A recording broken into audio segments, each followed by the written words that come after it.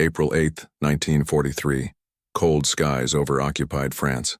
At 27,000 feet, Oberleutnant Ralph Hermikin disdainfully spots the first units of the new American fighter.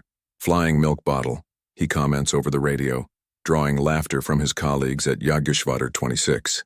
Below, the P-47 Thunderbolts climb with difficulty. Heavy, slow, almost ridiculous in front of the agile Focke-Wulf 190 of the Luftwaffe. What those German pilots didn't know and couldn't imagine is that they were witnessing the arrival of a weapon that would change the course of air warfare in Europe. That laughter, loose and confident, would be silenced not by a maneuver, but by an avalanche. An avalanche of steel, aluminum, lead, and oil. The P-47 wasn't designed to dance in the skies. It was built to smash. And his strength did not come from the talent of a pilot or the lightness of a wing. It came from the assembly line. This video reveals the transformation of a ridiculed airplane into a machine of destruction. What seemed like an engineering error became the Luftwaffe's most feared sound. This is the story of how American thunder replaced German pride. Because when the 8 barrels of the P-47 started talking, no one laughed anymore. But before we dive into the details, there's one statistic that defines this story better than any other. Between 1943 and 1945, a single aircraft, what the Germans called the flying truck, would be responsible for the destruction of 3,652 enemy fighters, more than 86,000 wagons, 9,000 locomotives, and tens of thousands of vehicles on European soil. A plane that climbed slowly but plunged at 550 miles per hour, which seemed like an engineering error, but it hid the sound of industrial superiority. How did such a clumsy machine achieve this? That's what we're going to find out now. If you value serious history, accurate data, and real research, leave your like and subscribe. This helps this channel to continue bringing to light what the laughter of the enemy could not erase. In June 1940, as Luftwaffe engines roared over France in its Lightning campaign, across the Atlantic an emergency request crossed the halls of the U.S. War Department. The order was simple on paper and insane in practice. Urgently develop a single-engine fighter capable of operating at high altitudes, take on the best German planes, and survive combat even if engineering told them otherwise.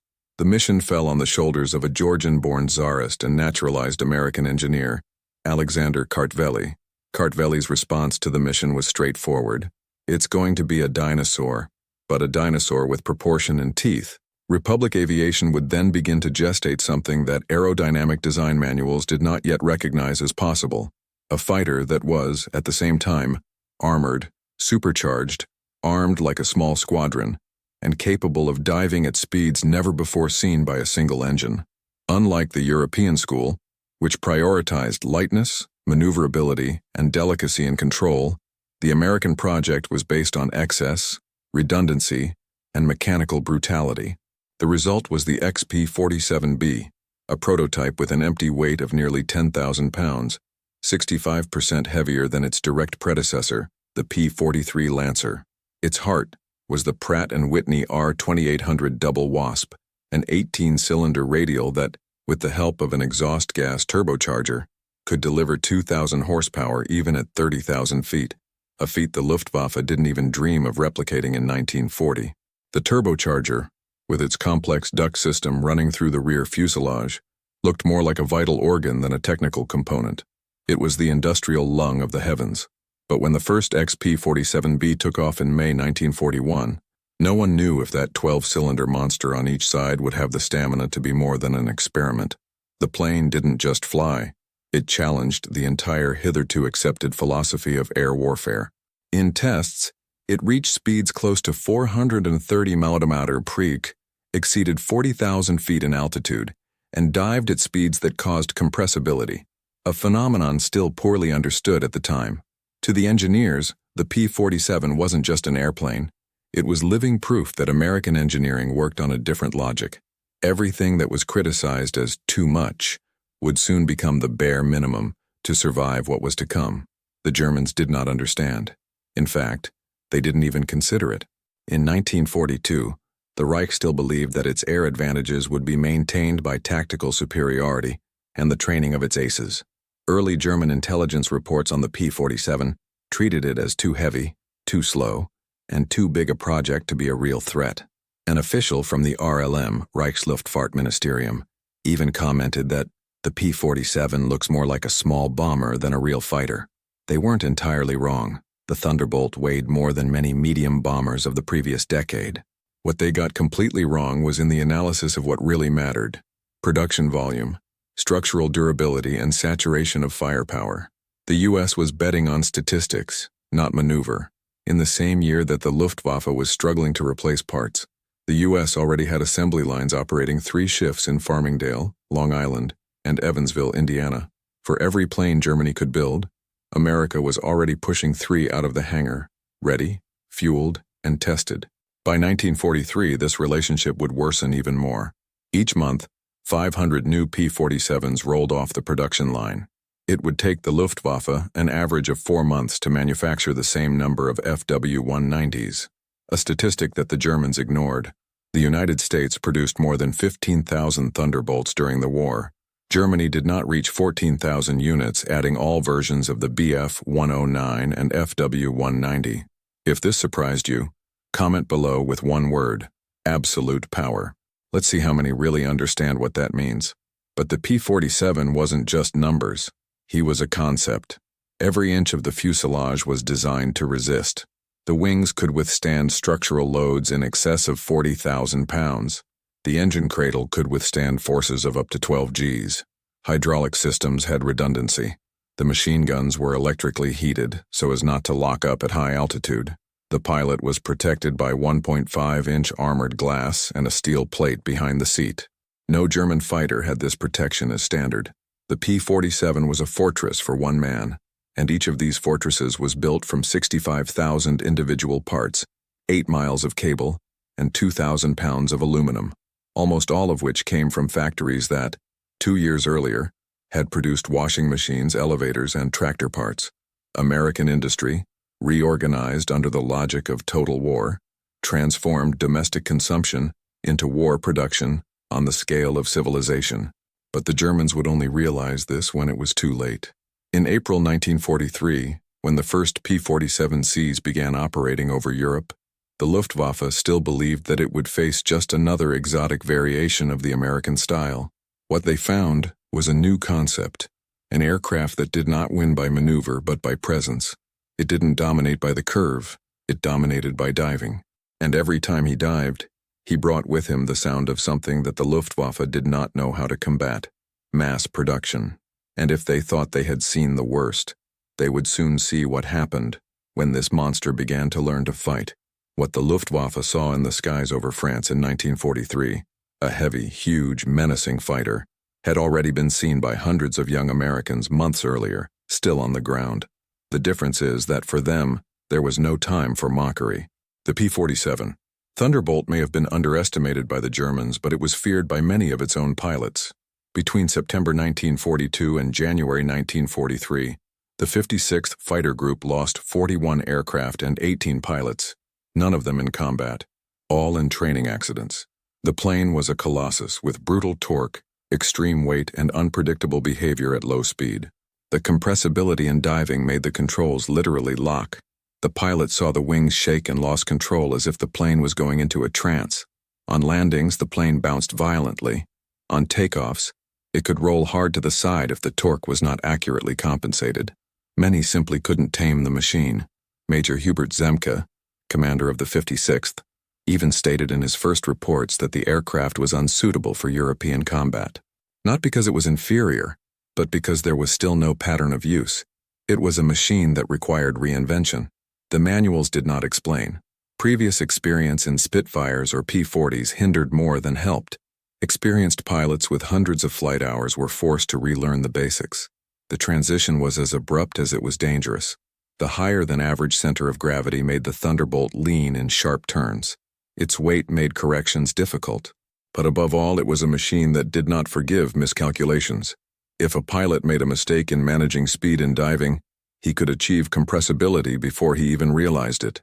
The plane was sinking with such force that some reports described the sound of metallic cracks, as if the air itself was breaking. Many did not return, and yet the P-47 brought something that no other aircraft of its generation delivered: confidence at height. At high altitudes where German engines were running out of steam, the Double Wasp roared at full power.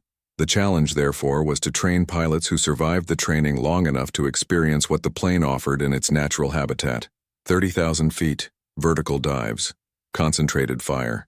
And this training process was, in itself, a logistical war operation. By 1943, while the Luftwaffe was facing fuel shortages even for basic instruction, the U.S. was training more than 8,000 pilots a quarter. Each Thunderbolt pilot received, on average, 400 hours of flight time before combat, 100 of them in advanced fighters. Training bases such as Bridgeport, Connecticut, have become factories of doctrine. Technical films were projected on hangars. Control panels were disassembled and reassembled hundreds of times, and each pilot needed to know not only what the plane did, but why it did it. One of the first instructors described the mission as teaching a man how to fly a crane with a rocket soul. It was not an exaggeration. The Thunderbolt was the sum of weight and power, and required not reflex, but calculation. It was a fighter designed to destroy, not to seduce. And little by little, those who survived the process began to understand. Among those who overpowered the beast was Lieutenant Robert Johnson, a young man from Oklahoma, who after nearly failing initial training would go on to shoot down 27 enemy aircraft. His first flight in the P-47 was recorded. It was like tying yourself to a locomotive. The feeling was recurrent among the pilots. The plane did not fly. It advanced. It didn't go up. It climbed.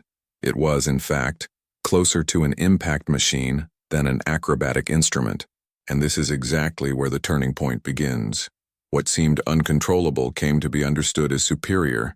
The same instructors who complained about the instability began to praise the resistance. The plane was returning from forced landings with the landing gear destroyed and the entire fuselage. The control surfaces worked even with flak holes. The turbocharging system withstood extreme temperatures. And in diving, no German fighter could reach it. The P-47 was revealing what the Luftwaffe did not yet know. Air warfare was ceasing to be an art and turning into applied engineering. But there was a cost.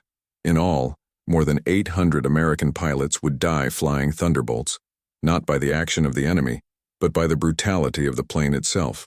And yet the numbers don't lie. By the end of the war, P-47 pilots would have the lowest loss rate per mission among all Allied fighters. It was a risky investment, with lethal return. And when the first fully trained groups began to cross the English Channel on real missions, something began to change in European skies. It was no longer just a heavy plane trying to fit in. It was a new presence in the air. And soon, the Germans would be forced to relearn what it meant to face an enemy who could miss, fall, and come back the next day, with a new man in the same cockpit and the same gun intact. Because what was about to happen was not an air battle. It was the beginning of a pattern. And standards, as we would discover below, are not overcome with courage. They are overcome with scale. On April 15, 1943, a formation of the 4th Fighter Group of the 8th Air Force crossed the English Channel on its way to Saint-Omer in northern France. It was an escort mission for B-17 bombers, routine but critical. For the first time, P-47 Thunderbolt fighters officially participated in a real combat theater over Luftwaffe-controlled territory. On the German side, the reception was one of contempt. Pilots from JG-26, an elite unit with veterans of the Battle of Britain, watched the Thunderbolts climb with difficulty. One of them, Hans Eckehard Bob, compared them to pregnant cows trying to fly against the wind. The Oberkommando der Luftwaffe report reinforced this perception. The new American fighter was noticeably larger, slower on the climb, and less agile in turns. Perfect for hunting. But as soon as the first formation crashed into the skies of Pas-de-Calais, something went wrong. The Germans dove confidently, fired, hit, and they kept shooting. But the targets did not fall. The Thunderbolts absorbed 20mm shells, losing panels, piercing fuel tanks, but maintaining speed, maintaining altitude. A German pilot reported following a P-47 for more than 2 minutes in continuous fire. The plane only maneuvered in wide turns, refusing to give way. At the end of the chase, out of ammunition, the FW-190 that was chasing him was surprised by 2 Thunderbolts emerging from above, diving like projectiles. The 50s began to speak. The fire didn't come in bursts. It came in blocks, as if the air around the German aircraft had become lethal. Within seconds, the 2 P-47s withdrew. An FW-190 descended in flames. The other returned to the base with holes in his wings and pride. In the German hangars, the mood changed. Intelligence reports began to notice an anomaly. The Thunderbolt structure was more resilient than anticipated. In later tests, it was found that it could continue flying, even with part of the control surfaces damaged. What's more, even when hit in the fuel tank, the internal sealant system slowed the explosion. The Luftwaffe engineers, accustomed to the philosophy of lightness and agility, did not know how to classify it. Was it a fighter? A bomber? An aberration? The Americans had created something that didn't fit into the traditional categories. And what few knew, in that April of 1943, is that the P-47 was still just learning to fight. 8th Air Force pilots had not yet mastered formation tactics. Communications were in the adaptation phase. The plane's range was limited. Even so, the Germans were losing more fighters than they anticipated, and the Americans were returning with planes that, according to Luftwaffe doctrine, should already be on the ground. On a mission that took place just 2 weeks later, American pilot Robert S. Johnson was ambushed. His P-47 was hit by multiple shots. It lost part of its fairing, suffered hydraulic system failures, and still managed to maneuver, escape, and return to base. When mechanics inspected the aircraft, they counted 21 holes of 20mm shells. It was a number considered impossible for any fighter to survive. The American philosophy of weight as protection was beginning to show its logic. The Thunderbolt didn't have to win every turn. It just had to survive the first attack, and then return twice as much lead. The Germans were not prepared for this. The Reich Doctrine provided for air dominance through tactical superiority and initiative. But how to remain superior when the enemy refuses to fall? How do you maintain initiative when your ammunition runs out and the opponent is still shooting? Comparisons with flying cows have been replaced by more cautious phrases.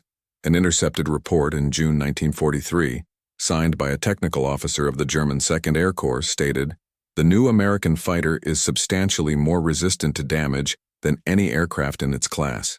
Previous tactics need to be reviewed." It was the subtle admission that the Luftwaffe was facing an opponent who did not follow its rules. Meanwhile, in the United States, production accelerated. In May 1943 alone, 429 new Thunderbolts left the Farmingdale and Evansville plants. More than 70% of them would reach the front in less than 4 weeks. Each new pilot arrived with a more refined doctrine. With each mission, they learned to use altitude to their advantage, diving with precision, firing short, lethal bursts. The P-47 was a constantly evolving creature, and the skies of Europe became every week more familiar to his profile. But the Germans still believed they had time. They believed that, with tactical adjustments, they could maintain their advantage. They ignored that the American machine did not fight only with airplanes. He struggled with production. And in factories, the next Thunderbolt mutation was already being screwed on, tested, and shipped. Because soon the sound of these engines would cease to be new, and would become routine. And when the whole sky began to roar, not even the aces of the Luftwaffe would have anywhere to run. On June 26, 1943, 2nd Lieutenant Robert S. Johnson took off from the airbase in Halesworth, England, for yet another escort mission over occupied France. At 28,000 feet, he found himself involved in a scattered formation after a surprise attack by the Luftwaffe. That's when a Focke-Wulf 190, painted in dark gray, appeared on his left. Johnson's Thunderbolt had already been hit by flak shrapnel moments before. Its cockpit was covered in oil, the panel was damaged, and part of the rear fuselage had been torn off. With the controls compromised and without visibility, Johnson could barely react. But the FW-190 kept firing. The German pilot, experienced, hit the wings, fuselage, and engine hard. It should have been the end. But the P-47 did not crash. Even in a spiral, even pierced in dozens of points, the aircraft refused to die. The German emptied the magazine. After more than 4 minutes of continuous fire, with no visible result, it broke the chase and disappeared toward the east. Johnson effortlessly stabilized the plane, crossed the channel, and landed with more than 200 holes visible in the structure. The squadron's mechanics stood silently before the twisted fuselage. It was as if a tank had flown. Technical reports indicated that the cockpit armored vehicle had saved his life. The engine remained functional, even with compromised cylinders, and redundant systems allowed control of the aircraft even with the main hydraulic failure. This was no ordinary airplane. It was a survival platform. When the Germans learned that Thunderbolt had returned, incredulity took over the Luftwaffe. The manuals did not provide for this. The doctrine did not explain. And the only logical answer was uncomfortable. The enemy was making weapons that didn't obey tactical logic. They obeyed industrial logic. It was the moment when respect began to emerge, disguised as silence. Robert Johnson would become an ace with 27 confirmed wins. But that first solitary fight would go down in history as a watershed. For the first time, the Germans were forced to consider that this American monster was not only ugly, slow, and heavy. It was resilient. It was designed to resist more than the opponent could handle. And that was new, because until then, the supremacy of the Luftwaffe was based on its ability to overthrow before it was overthrown.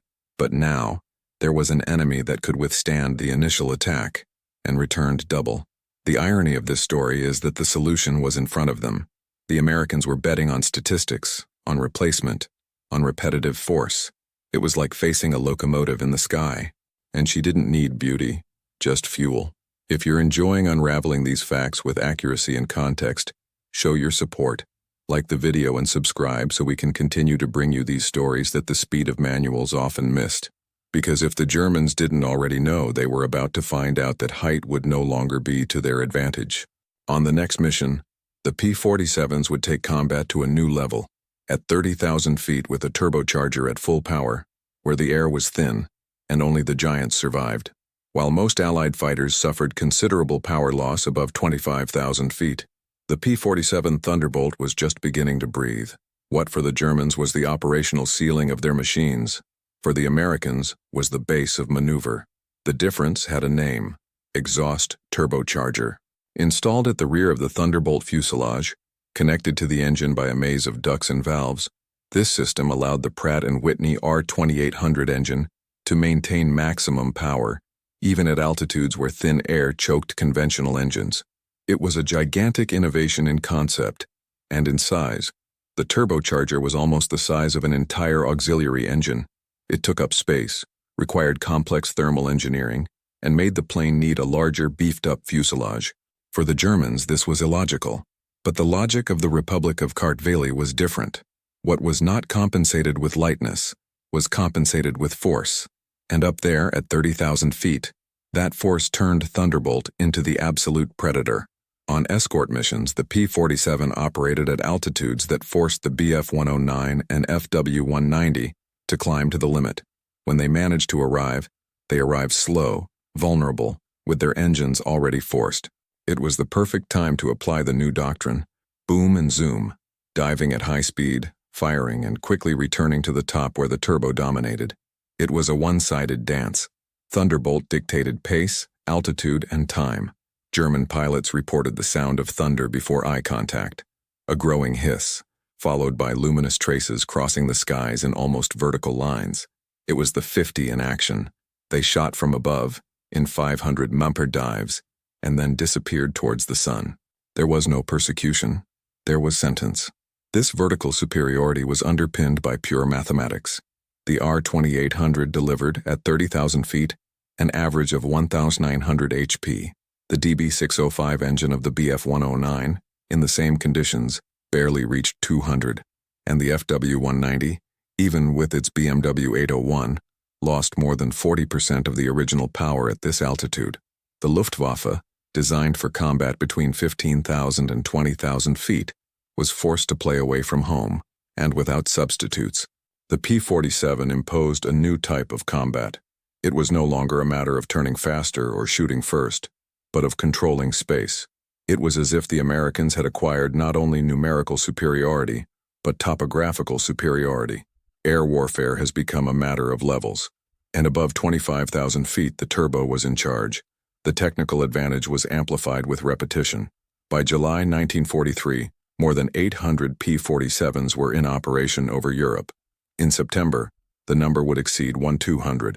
Each new plane carried with it the same force feed system, the same heated ducts, the same sealed valves, all assembled in series by trained civilian workers in record time. And on the other side, Germany was facing a crisis. The factories in Regensburg and Marienburg were being bombed. The production of fighters was falling. The engines needed to be repaired in the field, with no spare parts. Veteran pilots were dying, and above all, the new recruits barely learned how to move up. An internal report from Luftflotte 3, dated October 1943, admitted, "Our engines lose response above 7,000 meters. American formations consistently operate between 9,000 and 11,000. The rate of slaughter by altitude is becoming unsustainable." It was the confession of the technical collapse. The Germans dominated the curve but not the sky, and in this new scenario, the P-47 became the hammer of air superiority. The bombers were safer. Enemy formations began to disperse, and American pilots, trained to repeat, not improvise, began to apply in series the same formula of attack and retreat. The fight became routine. Dive, gust, climb. Dive, gust, climb. Until the sky empties. It was the war for altitude saturation, and she was being beaten by an engine with artificial lungs. The Luftwaffe would still try to react. It would try new interceptors, new weapons, new methods. But in the end, all innovations came too late. Because while the Germans were researching, the Americans were producing. While the Reich refined, Detroit delivered. And with each plane shot down, another one appeared, with the same valves, the same pipes, the same roar. The next chapter of the war was already being assembled in wooden boxes, sent by train to ports, sealed with civilian coats of arms and transformed into an aerial mortar at 9,000 meters high. And if you think the sound of these engines was deafening, wait until you hear what happened when the P-47s descended, not to fight fighters, but to exterminate everything that moved on land. The P-47's superiority did not end with the engine. It started where the engine ended, at the fire mouth. The Thunderbolt carried 8 50 caliber Browning M2 machine guns, 4 on each wing, each with a capacity for more than 425 projectiles. In a single standard mission, this meant 3,400 rounds of high-penetration ammunition, fired at a combined rate of more than 6,000 rounds per minute. It wasn't a weapon, it was a cloud of steel, and the key was not only in quantity, but in convergence. Browning fired, not scattered. They were calibrated to converge their shots at an average distance of 300 to 400 meters. Within this range, the 8 muzzles crossed their trajectories at a deadly point, creating a saturation zone nearly 2 meters wide, where anything that entered would simply be torn to pieces. The pilots called this point the Circle of Death, and the Germans began to know its effect. Testimonies collected after the war report Bf 109 fighters that were crossed from end to end in seconds. The Thunderbolt blasts didn't explode, they did. In a famous engagement over Belgium, a Thunderbolt dived over a formation of FW-190s, opened fire for less than 2 seconds, and withdrew. One of the Focke-Wulfs literally broke in half. No bomb, no missiles, just the pure impact of ballistic geometry added to the industrial cadence. The sound of these gusts became famous among the pilots. It was not a crackle, it was a continuous roar, as if the sky itself had been torn apart. And when the fire ceased, all that remained was the carcass spinning in a spiral. The P-47 did not need to aim perfectly. It was enough to line up. The rest was volume. This philosophy, shoot big, shoot fast, shoot heavy, was a direct reflection of the industry that sustained it. Browning M2s were produced by the thousands, with standardized, easily replaceable, serially tested parts. Each could fire up to 18,000 rounds before failing, and when it failed, it was enough to change. The Thunderbolt's wings were designed to absorb the recoil of the 8 machine guns without destabilizing the aircraft. It was an architecture made to withstand the weight of power. The Luftwaffe, on the other hand, operated with centralized weaponry. The Bf 109, for example, usually carried 2 7.92 mm machine guns over its nose and a 20 mm cannon through the engine. Firepower was concentrated but limited in volume. The FW-190s offered a more robust alternative, with cannons in the wings but still, with a lower cadence and volume than the Thunderbolts. And there was another detail. The electrical systems of the German planes suffered from freezing at altitude, failures at high speed, and limited ammunition. Thunderbolt, on the other hand, is designed to operate in the cold, in the heat, in the humidity, and shoot non-stop. 50 ammunition could pierce light armor, break wings, kill pilots even with indirect fire. It was not uncommon to find enemy fighters descending with a leaky cockpit and inert controls. The 50 didn't shatter. It destroyed the internal systems. And as the Thunderbolt fired from top to bottom, the chances of hitting the pilot were multiplied. The effectiveness was brutal. On average, a Thunderbolt needed fewer than 400 rounds to shoot down an enemy fighter, an extraordinary rate, considering it took 3,400 per mission, and the pilots knew it. They learned to shoot short bursts between 1 and 3 seconds, and each burst carried hundreds of bullets. It was like dropping a sledgehammer in the middle of the sky. A pilot of the 78th Tactical Wing described it like this. You would point at the tail and pull the trigger. The enemy plane went up in smoke, then turned into silence. The psychological force of this began to weigh heavily. Luftwaffe pilots began to report the sound of the gusts as a panic factor. They knew that if they were caught inside the convergence zone, they would not stand a chance. The boom and zoom tactic, combined with the 850s, gave no room for reaction. And even when they didn't shoot down, the Thunderbolts managed to make it useless. Many German planes returned with compromised hydraulics, torn control surfaces, and wings pierced as cheese. The Reich's combat doctrine, based on precision, was trampled by the American doctrine of saturation, and it worked, because every plane that fired came back, and each plane that came back shot again.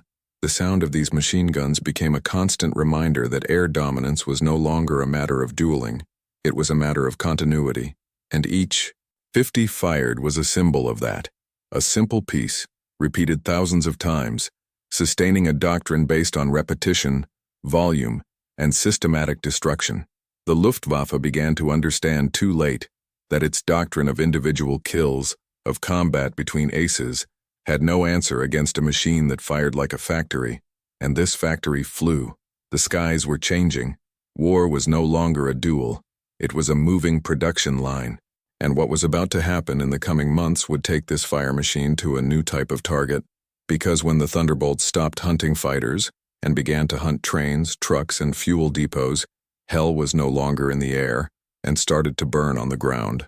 When the first P-47 D-22s began to cross the skies of Europe in early 1944, something changed in the sound. Previously, the Thunderbolt was recognized from afar by the muffled, gravelly roar of its radial engine. But now there was something else, a higher-pitched metallic vibration, like a whale being torn through the sky. Luftwaffe pilots, trained to identify threats by sound, realized before they even saw it.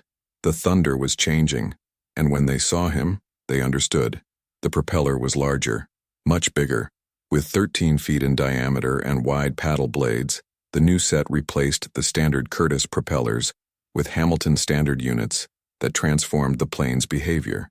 What once rose slowly and draggedly now ascended with raw power. The increased propeller area allowed the R-2800 engine's 2,000 HP to be fully exploited at low and medium altitude. The time to reach 30,000 feet dropped in minutes. For the first time, the Thunderbolt could face German fighters in their most sensitive phase, climbing. What was once his weakness, the ascent, now became a differential, and the psychological effect was immediate. In intercepted reports from the Luftwaffe Reich, commanders pointed out that the new variants can no longer be avoided by diving or defeated on the ascent. It was the breaking point. Technical evolution had reached maturity. The P-47 D-22 wasn't just tough, it was offensive. It wasn't just a shield, it was a hammer. And to the sound of its new propeller, it plunged like a winged anvil.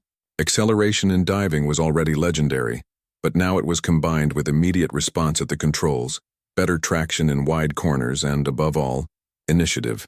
The Americans no longer reacted. They chose when and where to attack. A pilot from the 56th Wing diary, "Now we don't wait for them to come. We're going to get them." And they went. In waves. 4-hour missions, crossing Germany to Berlin, reaching deep targets previously inaccessible. The radius of action increased with sub-wing tanks, but it was the new performance that gave the Thunderbolt its new title among enemies, the Predator. The new propellers have also altered the silhouette, making it visually more menacing. From afar, the German pilots recognized it and already knew. That sound, that new sound, was not just any noise. It was the final warning. When the thunder came from above, there was no shelter. And here comes the moment that defines this turnaround. In just 3 months between February and April 1944, P-47s equipped with paddle blade propellers shot down more than 900 enemy aircraft. It was the most brutal jump in the aircraft's effectiveness curve since its introduction. But the most telling numbers were at the factory. While Germany was producing about 350 fighters a month, the United States was producing more than 800 Thunderbolts a month, almost triple, and each of them arrived already equipped with what the German engineers did not even dream of copying. American production of 13-foot propellers, for example, exceeded the German capacity to replace damaged propellers by flak by 12 times. If this surprises you, write in the comments. Logistics wins. Because war was less and less about maneuvers, and more about replacement. The sound that once caused laughter, of a plane too big to fight, was now the harbinger of defeat. German pilots began to avoid direct engagements. The Luftwaffe retreated, and the Thunderbolts, now on mixed fighter and ground attack missions, were beginning to rewrite the concept of air superiority. It was no longer enough to control the heavens. It was necessary to deny them to the enemy. And with speed, altitude, and volume of fire, the P-47 D-22 did just that. But this evolution was still only part of a larger project, because the next step would make it clear that the Thunderbolt wasn't just a fighter. It was, above all, a platform for total aerial destruction, a plane made to crush what was in flight, and even more, what tried to move on the ground. June 6, 1944. Dawn over Normandy began with mist and silence, but it did not last. At 5:58 a.m., and the first waves of Allied bombers crossed the English Channel in close formation, followed by an even deeper sound, the synchronized roar of hundreds of Pratt & Whitney engines. It was the Thunderbolts. More than 500 P-47s operated in rotating shifts that day, forming an air shield over Utah, Omaha, Gold, Juneau, and Sword beaches. The function was clear: to destroy any approaching enemy aircraft, and to prevent reinforcements from moving from the interior. Above 20,000 feet, formations circulated in a defensive pattern. Below 10,000, fighter jets patrolled roads, railways, and intersections. On the ground, while the soldiers braved hell on the beaches, the skies were controlled with systematic brutality. The Luftwaffe tried to respond. At 08:15, a squadron of FW-190s took off from Évreux. He never reached his destination. Intercepted south of Caen by a patrol of P-47s, they were shot down before sighting the coast. None of the aircraft returned. A second group coming from the Dreux region tried to fly at low altitude to avoid radar detection. It was visually detected by Allied forward observers and attacked by Thunderbolts on a close support mission. Only one plane managed to return, damaged and out of ammunition. It was the break of the cycle. The Luftwaffe, once master of European airspace, was now forced to operate in the shadows. And even in the shadows it was hunted. A German pilot captured that day summed up the terror. Bullets rained down as if the sky had turned into a machine gun. The P-47s didn't just dominate the air, they also descended. In controlled dives, they attacked columns of vehicles, bridges, depots, and railway movements. The accuracy of the 50 bursts, combined with 500-pound rockets and bombs, turned every road into an aerial minefield. Allied radio stations reported every hour, target neutralized. Each stretch of a road destroyed delayed reinforcements. Each exploded train isolated regiments. Each tank burned was one less enemy in front of the beaches. But what most surprised military analysts was the almost total absence of air opposition. In numbers, of the more than 3,000 Allied planes mobilized for D-Day, only 127 were lost, mostly by flak. The number of recorded German interceptions was less than 30, a technical, strategic, and doctrinal abyss. Because while the Allies operated with combativeness at 3 altitude levels, radio coordination and real-time logistical supply, the Luftwaffe could no longer even organize full squadrons. There was a lack of pilots, parts were missing, there was a lack of fuel, and more than anything, there was a lack of air. The sky had ceased to be a neutral space. It had become a domain, and that domain had a name: Thunderbolt. The Wehrmacht's post-operational reports on the Normandy region record more losses from air raids than from direct confrontation with troops. Entire columns of Panzergruppe were disintegrated before they even reached the front. At Saint-Lô, an artillery division was destroyed by air attack before firing a single shot. The German mobile warfare doctrine, built on speed, surprise, and local air superiority, collapsed under the weight of a closed sky. For the first time since 1939, Germany was being pushed on all axes, and there was nothing in the air that could protect it. Confidence in fighter squadrons evaporated. The Luftwaffe no longer controlled the pace of battle. I no longer chose when to fight. He just ran away. And even running away, she was reached. In the days following the landings, the Thunderbolts continued to fly 3 to 5 missions a day, rearming and refueling with millimeter speed on newly constructed temporary runways. It was logistical warfare as a form of annihilation, and the sound of engines, which once provoked laughter among Germans, now provoked silence. Because if heaven was theirs, so there was no safe place even to retreat. And what the Germans didn't yet know, but were about to witness, was that this thunder wasn't the end of the bombing, it was just the harbinger, because what would come next would turn every road, every bridge, and every train into a living target. The Thunderbolt would stop hunting planes, and he would go on to hunt down the logistical heart of the German war machine. What began as laughter at the Luftwaffe's command desks gradually turned into silence in the technical reports. Beginning in the summer of 1943, and especially after the air collapse over Normandy, the internal memoranda of the German forces began to register a new vocabulary and a new emotion: bewilderment. The terms have changed. The P-47, previously described as too large for offensive maneuvers, has come to be cited as immune to conventional damage. The expressions became more technical, more desperate. A Luftflotte 2 document, dated August 1944, described, "American Thunderbolt-type aircraft exhibit unpredictable ballistic behavior. Even after multiple direct hits from the Mk-108 gun, they maintain course and power. We assume structural reinforcement in critical areas." Luftwaffe engineers tried to understand. Post-combat reports began to include charts. They calculated the thickness of the fuselage, the radius of turn, the rate of climb, the kinetic energy in diving. Nothing made sense within the traditional parameters. A P-47 had been seen returning to base with a damaged tail, a pierced wing, no canopy, and still, with functional landing gear. Logic broke. The German doctrine was based on precision, efficiency, momentary superiority. But what they faced now was resistance on an industrial scale. Pilots complained that the Thunderbolt wouldn't crash, and if it fell, 10 others appeared in its place. Air superiority was no longer a duel. It was a statistic.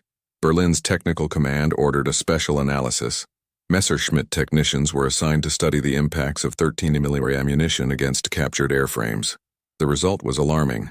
They concluded that the critical areas of the Thunderbolt, front armor, cabin sides, and engine case, withstood continuous bursts of up to 5 seconds without lethal structural loss. This was unheard of. The German fighters, made for speed, had little or no reinforcement. A well-placed shot was enough to end the fight, but the P-47 required volume, it required precision, it required luck, and even so, it did not guarantee the fall. The phrase recorded by a major of Jagdgeschwader 26 sums up the new feeling. "We spent twice as much ammunition and lost twice as many men trying to take down a single one of them." The German Air Force entered a doctrinal crisis. What worked against Spitfires and Hurricanes didn't work against Thunderbolts. What was designed for agile combat did not work against bombers protected by 8 machine gun fighters. It wasn't just a performance war, it was a standards war, and the Americans changed the standards. The turbocharger allowed maneuvering at impractical altitudes. The fuselage absorbed the impact, the weaponry saturated the space, and the replacement made any German victory only temporary. The Germans tried to react. New versions of the FW-190 were adapted with more armament. The Bf-109 received the G model with reinforced engines. But none of this changed the essential. While they adapted, the Americans produced. While testing, the Americans standardized. And while waiting for parts, the Americans flew the next mission. In Berlin, generals began to admit the loss of air dominance as permanent. Reports replaced the word superiority with resilience. A colonel in the Reichsluftfahrtministerium wrote in October 1944, "The American operating model does not provide for victory by maneuver. It provides for continuous attrition until the enemy's exhaustion. We are running out of time, out of planes, and out of men." Thunderbolt's own symbology began to creep into reports as a warning. German pilots no longer called it Jabo or Block. They called it the tank that flies, a symbol of a type of war they were not prepared to face, a war that did not seek the glory of single combat, but the destruction guaranteed by numbers, by repetition, by the cold logic of mass production. And here's the irony that the Germans themselves began to verbalize. They had designed war as art. The Americans turned it into an industry. And this industry, fueled by millions of anonymous workers, produced monsters that did not retreat, did not break, did not stop. Each Thunderbolt shot down was just a number. Each Thunderbolt that came back was a confirmation that the system worked. And the heavens, once the space of skill, have become the territory of persistence. But the real lesson for the Luftwaffe was yet to come, because if the resistance of the P-47 in the air was incomprehensible, the violence with which he would begin to destroy everything on the ground was even more so. The next phase of the air war would no longer be about who controlled the sky, but about who would survive what the sky would dump. While the Germans insisted on perfecting the pilot, the Americans perfected the process. That was the real difference between the air forces of 1944. One was still fighting for maneuver and individual honor. The other had already industrialized victory. The Luftwaffe, from its inception, was designed as an elite force. Their flight schools filtered, trained, and molded each combatant with almost artisanal precision. The average hours of instruction for a German fighter pilot in 1940 was 240 hours, with an emphasis on single combat, aerobatics, and target identification. An average Jagdgeschwader pilot needed almost a year to reach the front line. The result was a group of highly skilled aces, but limited in number, and, most critically, irreplaceable. An ace like Erich Hartmann, with more than 300 victories, was more valuable than a dozen fighters. And that was the problem. The Luftwaffe's doctrine was based on the continuity of talent. Every loss was a hole in the doctrine, and the holes started to appear too quickly. On the other side of the Atlantic, the American model was the opposite. Army Air Forces standardized training beginning in 1942. A pilot received about 160 hours of flight time before being sent into combat. Most never achieved the technical mastery of a Luftwaffe pilot, but he didn't need to. They flew fighters designed to survive the mistake. Thunderbolts that withstood blasts, dives, abrupt maneuvers, and that returned fire with brutality. American pilots operated in radio-coordinated squadrons, following group tactics, and, most of all, they knew that if they missed, they would come back for another attempt. Because while Germany tried to preserve its aces, the United States produced substitutes. When a Thunderbolt was lost, a new one took its place within days. When one pilot crashed, another was already in formation. In 1944, the United States produced one fighter plane every 5 minutes. Thunderbolts alone were more than 15,000 units throughout the war. Meanwhile, Germany produced 34,000 fighters in total, but with losses that could not be covered by training. In 1940, a German pilot was replaced within 12 months. By 1944, that time had dropped to less than 3 months, and with less than half the flight hours. The quality dropped. The doctrine collapsed. The system was not scalable. The American system, on the other hand, was designed to scale. Workshops, parts, engines, ammunition, everything followed a logical line of assembly and delivery. Republic Aviation's production line delivered Thunderbolts in pairs, with simplified inspections and visual instructions to speed up use. The same for Browning 50s. Mass-produced, they could be changed in the field by maintenance crews in less than an hour. Each squadron was provided with extra parts, sub-wing tanks, spare radios, and mechanics trained to operate in cold weather, mud, or makeshift runway. While Luftwaffe pilots worried about saving fuel, the Americans flew double missions on the same day. In raw numbers, the U.S. had more than 500,000 people directly involved in the aviation effort. The Luftwaffe, as early as 1944, was struggling to supply its own hangars, and the result appeared in the air. An American pilot knew he would outfly the enemy. I knew the engine would work. He knew he would have enough ammunition. And above all, he knew he was not alone. It flew with radar, radio, and weather support. The American air war was mathematical, and the equation was simple. If we fly more, we lose less. And if we lose more, we will be back tomorrow. The German doctrine, based on punctual efficiency, was brilliant on paper, but he couldn't resist the wear and tear. Hartmann may have shot down 352 planes, but the United States delivered more than 300 planes a day in 1944. The typical American ace wasn't looking for 300 wins. 3 were enough, and the next one would make 3 more, and then 3 more. It was a serial war, and that's what the Germans took a long time to understand. Combat doctrine was no longer the deciding factor. The doctrine of production was, and American production was an avalanche. By the end of 1944, while German fighters were waiting for parts that didn't arrive, the Thunderbolts were getting new propellers, upgraded radios, and extra armor, and they kept flying. Mission after mission, the factory won, and the heavens obeyed.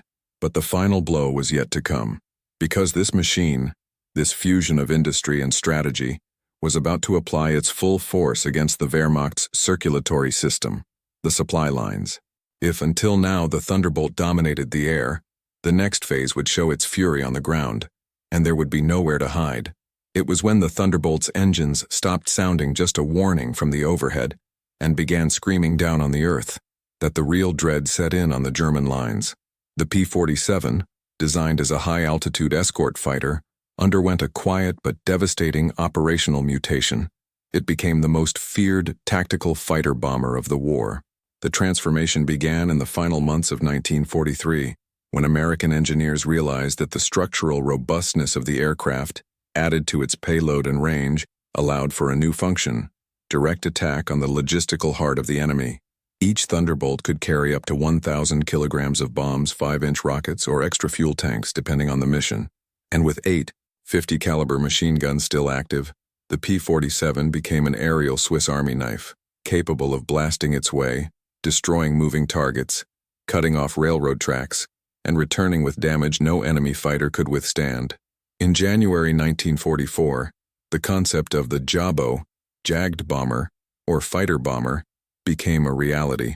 But while the Germans had few models adapted for this, such as the FW-190F, the Americans standardized the idea. Almost every new Thunderbolt unit received ground attack training. The philosophy was simple: if you can fly, you can attack. And they attacked. The 9th Air Force, operating out of England, began mass interdiction missions. Trains, trucks, bridges, ammunition depots, everything became targets. Between May and August 1944, P-47 units destroyed 86,000 railroad cars and 9,000 locomotives. That's right, 86,000. The backbone of German logistics was pulverized within 3 months. If you were surprised by this number, write in the comments. Shocking data. Because the sound of the propellers now meant that the supply would not arrive, the fuel would not come, the reinforcement would not pass. The German convoys, once organized and agile, began to travel at night, along secondary roads, without light, trying to avoid the eyes and ears of a sky that had become predatory. But even at night, the Thunderbolts attacked. On missions coordinated with ground intelligence, they hunted like packs. Each yaw of the P-47 brought 2 or 3 attack passes, saturating targets with machine guns and explosive rockets. German troops began to report a new kind of panic, the fear of the silent sky. Because when the engines were not heard, it was a diving signal. The aircraft was so heavy and fast that it appeared suddenly with its 50s firing before the enemy even raised his head. A Wehrmacht corporal captured after the siege of St. Lo summed up the psychological terror in one sentence: it was as if the sky itself had fallen on us, and it collapsed, in intensity and frequency. In June 1944 alone, the average was more than 500 missions per day involving Thunderbolts. Each forward base in France received night repairs to ensure takeoff at 05 Hussars the next day. The war ceased to be episodic. It became continuous. And that was new, because the German war doctrine provided for pauses. The American doctrine provided for rotation. While one squadron landed, another took off. While one mechanic tightened screws, another set pumps. The entire system was synchronized so as not to stop. And the enemy, in the face of this, paralyzed. In East Prussia, trains were abandoned at stations.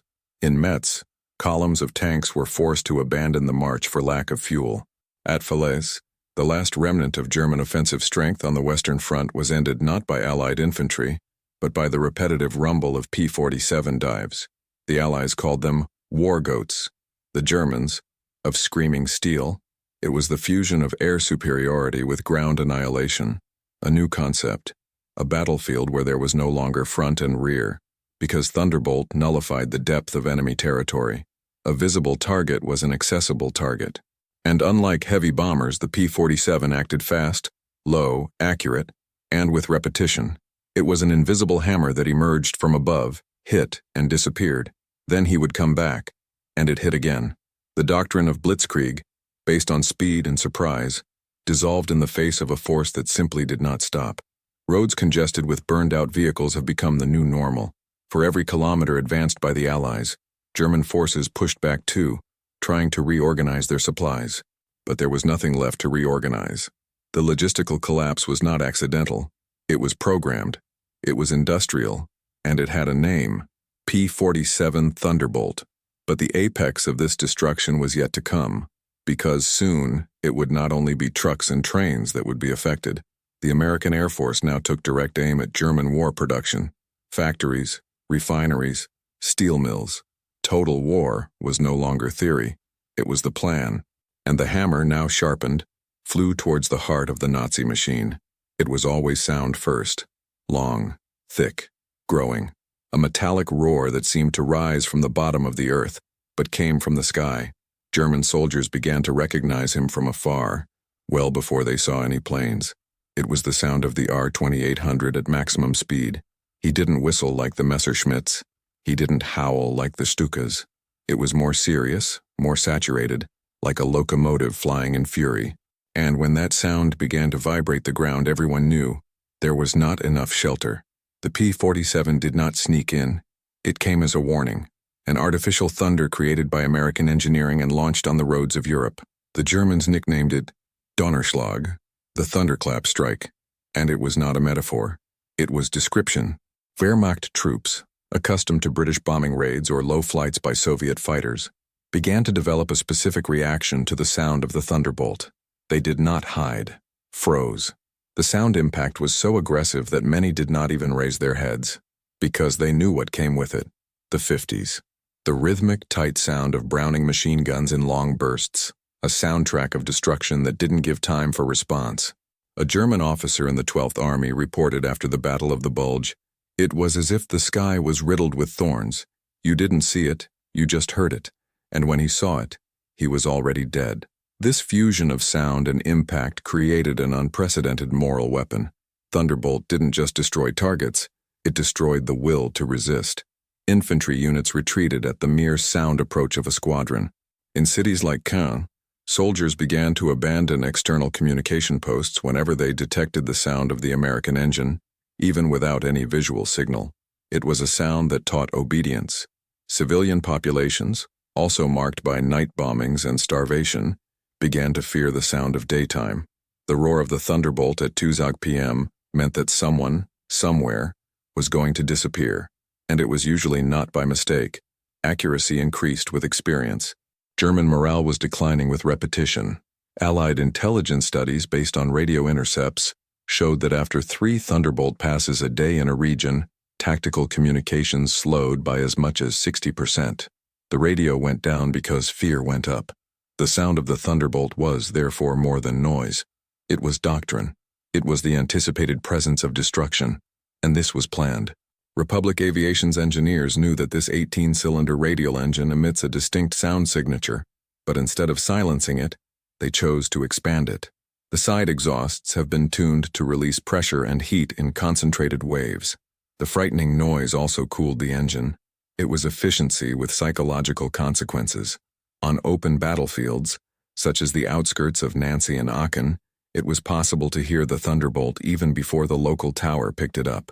And unlike other fighters which passed quickly, the P-47 made a point of diving, attacking, climbing, turning, and back. Its sound went back and forth like a cyclical sound punishment, until the final silence, which was always the most feared, because if he stopped roaring, it meant that the last dive was on its way. It was at this moment that soldiers cowered, vehicles braked, artillerymen abandoned their weapons. The thunder, now recognized even by children, did not announce rain. It announced the end, and the data confirmed this. By September 1944, the average destruction per mission of a squadron of Thunderbolts reached 22 fixed targets per day, including locomotives, tanks, bridges, and overpasses. It was a rate that surpassed any equivalent Luftwaffe unit. Sound has become metric, and fear as a combat factor. The German army itself recognized this. In a confidential report by Harris Group of B, it reads, "The sound presence of American planes creates a disproportionate effect of disorganization in moving columns. The absence of visibility does not reduce the moral impact." In other words, sound was enough. There was no need to attack. It was enough to suggest the attack. The war had already been won in the mind. The combination of sound, constant presence, and surgical violence has generated what modern historians call pattern terror. The enemy began to foresee destruction and to retreat from it, and this predictability was the secret weapon. The Thunderbolt announced its arrival like a cloudless storm, and he fulfilled the threat.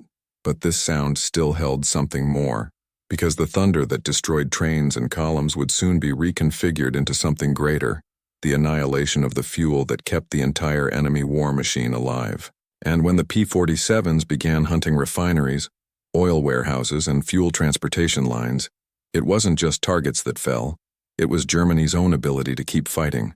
While Luftwaffe fighters relied on parts from crumbling factories and pilots trained in record time, each Thunderbolt that crossed the Atlantic carried more than steel, ammunition, and fuel. It carried the weight of a national mobilization that operated day and night in a silent but relentless effort.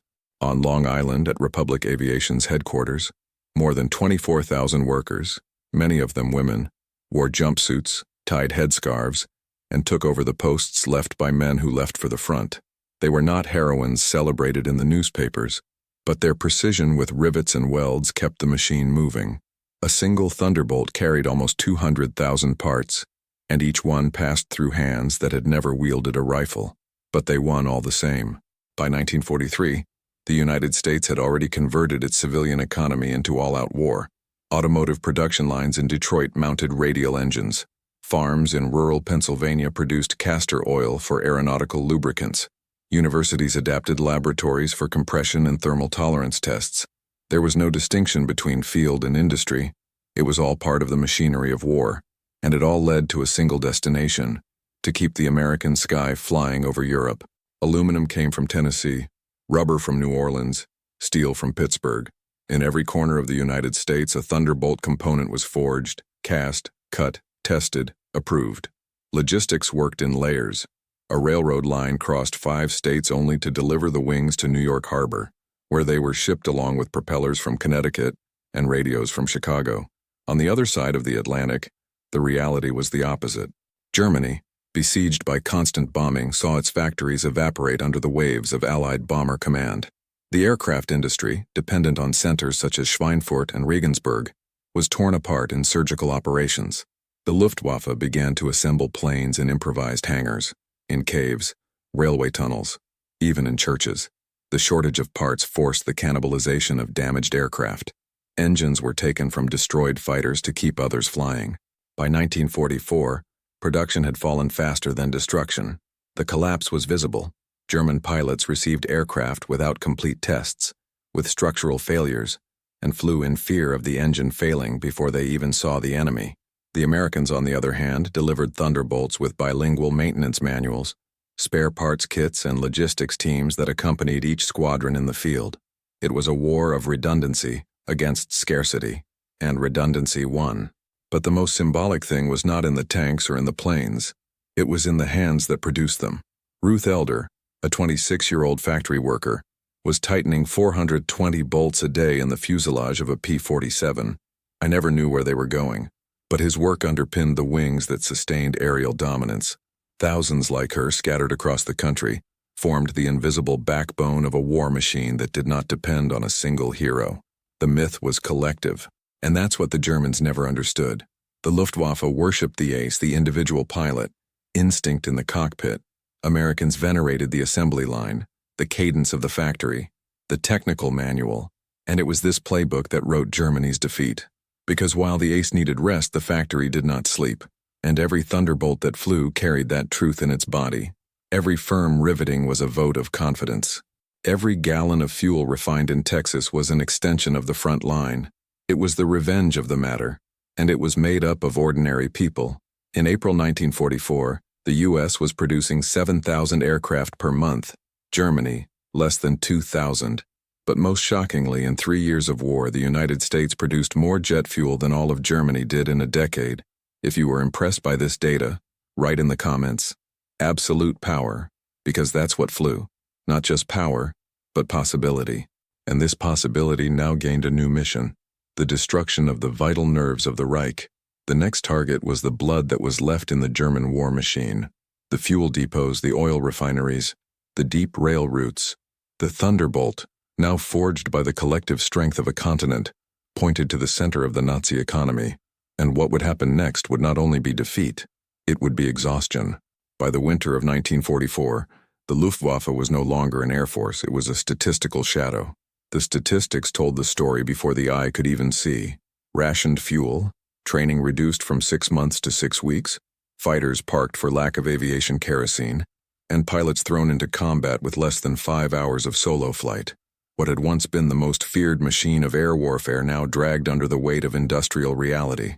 P-47s, on the other hand, were everywhere, patrolling above 20,000 feet, escorting bombers, protecting convoys, attacking depots, and increasingly, hunting down the last remnants of German air resistance as predators hunt for wounded prey. It was an unbalanced hunt. By December of that year, Luftwaffe units were operating at half operational capacity, not by direct destruction, but by logistical exhaustion. The situation has worsened to the point of irrationality. On January 1, 1945, Germany launched its last coordinated air raid of the war, Operation Bodenplatte, a desperate effort. Nearly 1,000 fighter and light bomber aircraft launched against Allied airfields in Belgium, the Netherlands, and northern France. It was the last gamble of a crumbling air force, and it failed before it even began. The plan, which required total surprise and absolute precision, faced a fully functional American system, active radars, integrated communications, and P-47 and P-51 fighters on standby. The result? 300 German planes destroyed in a few hours. Of these, almost half did not even attack. They were shot down on the way, en route, trying to escape or land. Inexperienced pilots missed navigation, confused targets, were caught in formation by low-flying Thunderbolts. At a base near Eindhoven, fighters of the 56th Fighter Group intercepted 3 German formations before they even crossed the border. There was no combat. It was an aerial execution.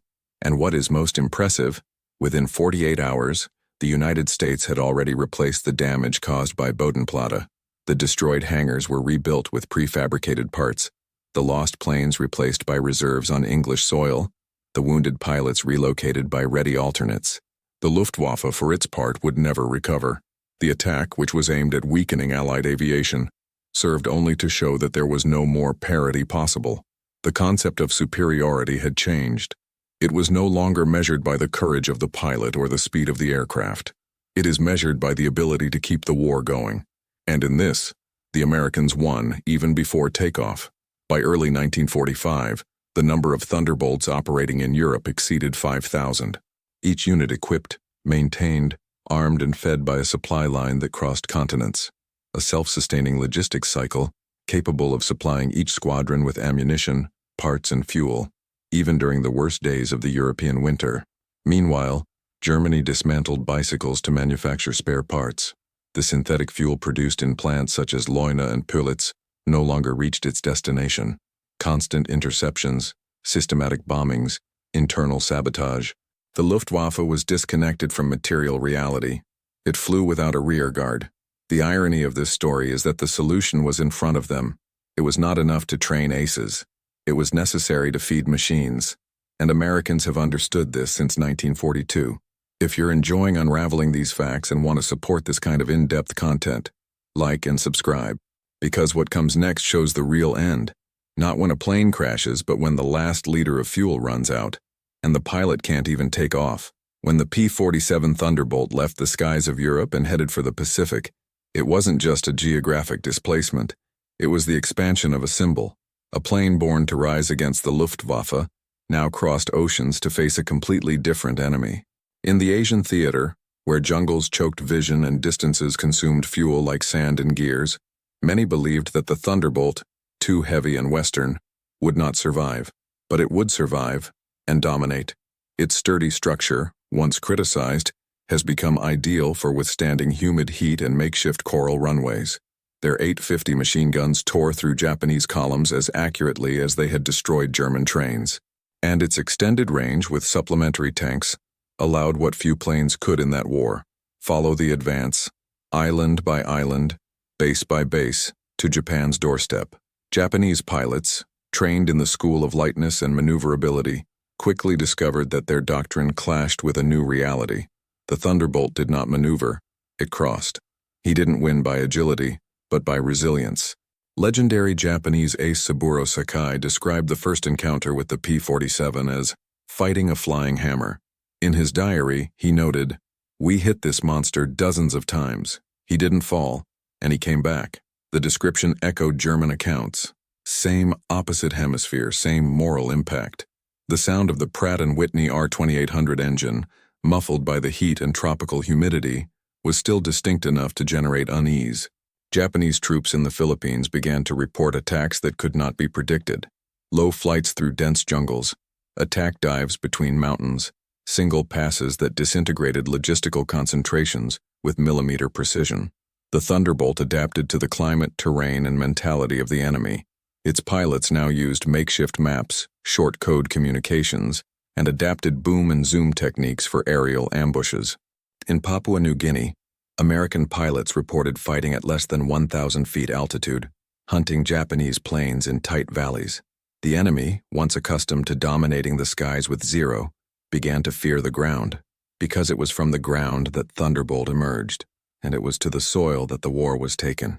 Interdiction missions over Formosa, Burma, and Okinawa made the P-47 not just a fighter, but an aerial warfare tractor, pushing the lines, destroying runways, clearing positions, erasing resistance with synchronized bursts. The universalization of American industrial power was complete. A single model of airplane, mass-produced, adapted to two opposing theaters, sustaining two simultaneous campaigns, with moral and tactical impact on both. The engineering wasn't just in the parts, it was in the concept. To create a weapon so versatile, so durable, and so standardized that it could take on the Luftwaffe over the Rhine and the Imperial Army over the Philippines. It was not just technical superiority, it was the imposition of an industrial logic on tradition. It was the end of the romanticism of individual aviation and the birth of aviation as a system. By February 1945, the number of P-47s operating in the Pacific exceeded 1,000. In Europe, more than 3,000 were still active. No other model of fighter bomber has maintained this scale, this impact, this permanence. The Japanese generals, like the Germans before them, realized too late that they were not facing just one plane. They were facing a doctrine made of metal, of fuel, of spreadsheets, of night shifts in the Long Island factories. The war had changed, and the sound of change came from 13-foot propellers, spinning on engines with 2,000 horsepower. But there was still a missing piece in this picture, definitive proof that victory came not from a single attack, but from a quiet campaign. The next step would be to reveal how, in the end, the Thunderbolt didn't just win in the skies. It erased the enemy's veins, cutting off their reserves, drying up their deposits, and forcing the economic collapse of an entire war machine. When the guns fell silent and the smoke of the last battles cleared over the devastated fields of Europe, what remained was silence and memories. Men who had spent years trying to kill themselves now sat in conference rooms, looking at maps, reports, sketches of tactics. And it was in this environment, far from the bursts and anti-aircraft alarms, that one of the most symbolic confessions of the entire air war emerged. Adolf Galland, Luftwaffe general, ace with 104 confirmed victories and architect of several of Nazi Germany's hunting doctrines, got straight to the point. We laugh at them. We call them flying cows. But they buried us under steel. The words, spoken years after the surrender, carried the weight of maturity and understood defeat. Galland was not just talking about an airplane.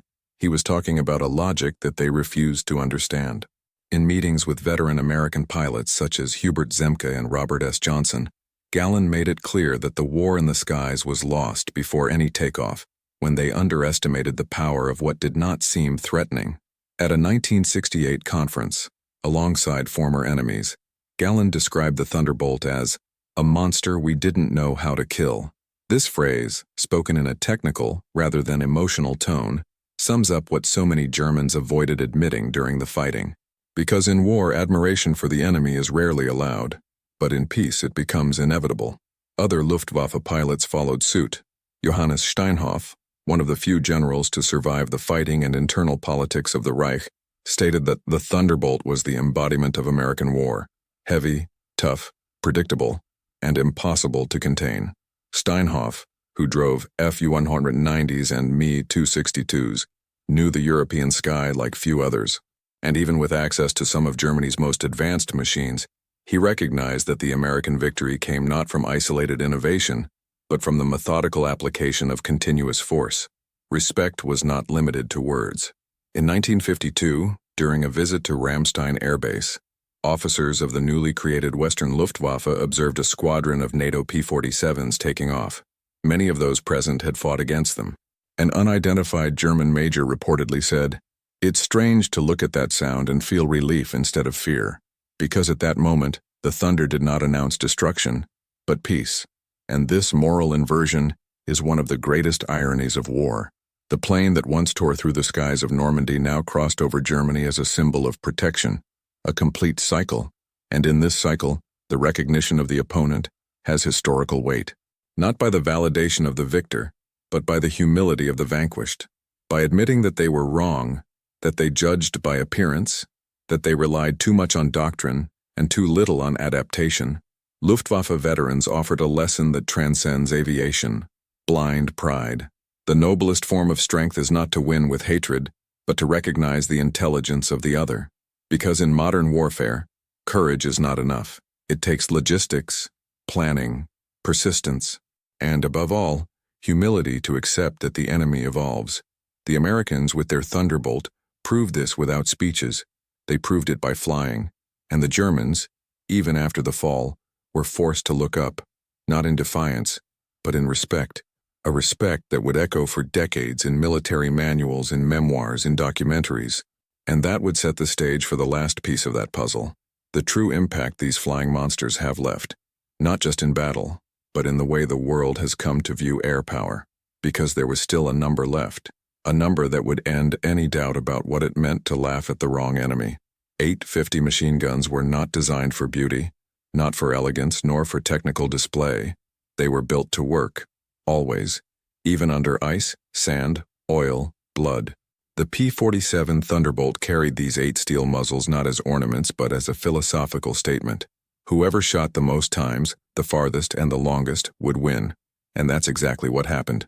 While Germany bet on the star pilot, the agile fighter, and the refined tactical doctrine, the United States designed a war that did not depend on heroes, but on scale. The P-47 was the embodiment of that thinking. It was not the most beautiful plane, nor the most maneuverable, but it was the most replicable, the most resistant, the most standardized. Its production was as logical as a tractor assembly line, your performance as predictable as a spreadsheet, and his philosophy as clear as the sound of his 850s firing in unison. The Luftwaffe ignored this logic. He mocked aesthetics, underestimated the design, interpreted robustness as a defect, but in the end, what seemed slow turned out to be relentless. What seemed rude became impenetrable. And what seemed simple, won. Because modern warfare is not won in combat alone. It is won in the ability to sustain combat. Every P-47 that came back punctured, every pilot that returned alive, every mission that repeated itself with mathematical precision, was a cruel reminder of the new reality. The force was now volume. It was repetition. It was redundancy. The Germans had tactics. The Americans had scale. The Germans had tradition. The Americans had production. The Germans wanted to win perfectly. The Americans won with persistence. And in this clash between visions, between a world that believed in individual genius and another that bet on collective strength, the Thunderbolt became more than an airplane. It has become a symbol of a lesson that remains valid. To underestimate what seems slow, what seems crude, what seems outdated, is to ignore the power of what was made to last. In 1945, the world was no longer the same. Aviation was no longer the same, and neither did war. Romanticism died under the broad wings of a flying monster that they mocked at first, because the real sound of victory wasn't the cry of an ace, It was the constant thunder of thousands of engines running in perfect sync.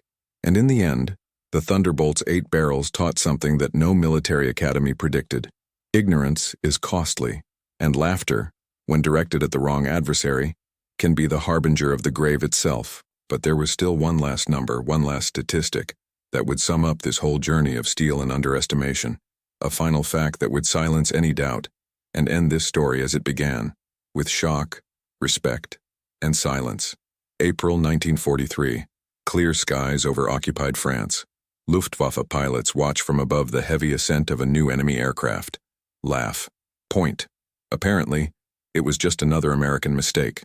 Too big, too slow, too clumsy. 2 years later, the same sound that provoked mockery echoed as a prelude to the collapse. Laughter died in the clouds. What seemed grotesque turned out to be invincible.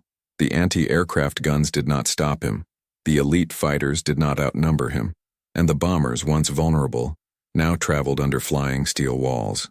The German offensive fighter doctrine, built on speed, surprise, and maneuverability, was disintegrated by a brutally simple concept: sustained power. The P-47 Thunderbolt did not win for beauty, nor for radical innovation. He won by logic. He won for the industry.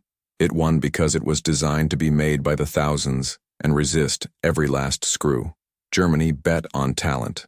America responded with a system. And history recorded the definitive answer: 3,052 enemy aircraft shot down, 86,000 wagons destroyed, 9,000 locomotives pulverized, hundreds of tanks on fire.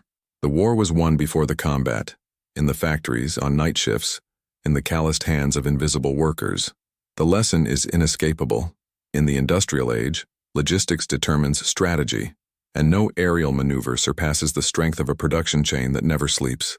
That's the ultimate irony, and the truth few want to hear. The Germans weren't beaten by better pilots. They were defeated by assembly lines, by accountants, by civil engineers, for a philosophy that prioritized repetition over genius, consistency over impulse. As General Alfred Jodl said at the end of the war, "We were defeated by trucks. The war was decided by who could replace everything, even its mistakes." If you value serious research, accurate reconstruction of facts, and the courage to face history as it was, unglamorous but truthful, support this work. Leave your like, subscribe to the channel, and activate the bell. This helps to keep the search for historical truth alive. And tell us in the comments, what was the most shocking fact you discovered in this story? Because with each ignored statistic, an empire begins to crumble, and the next one may be laughing too hard to notice. Don't go away yet. Listen to the next true story that will appear on the screen. Always remember, logistics determines strategy. Watch the next video here on the channel with another incredible story.